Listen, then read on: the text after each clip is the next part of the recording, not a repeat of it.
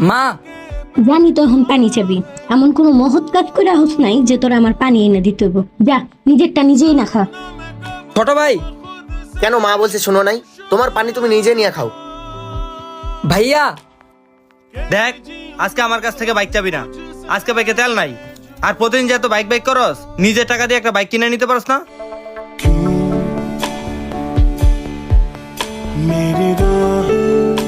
আমি তো তোমাদের বলতে চাইছিলাম আজকে আমার প্রথম স্যালারি হইছে। আরে বাবা, আগে কবি না, আমি টেবিলে ভাত বাড়তাছি, তাড়াতাড়ি আয়, খায় নে। আরে ভাই আগে বলবা না? তুমি বসো বসো, আমি ফ্রিজ থেকে তোমার জন্য ঠান্ডা পানি নিয়ে আসছি।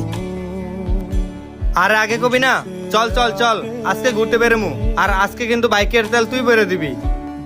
মানুষ ঠিকই বলে, একটা ছেলেকে তার ঘরের তখনই সম্মান করা হয় যখন তার পকেটে টাকা রয়।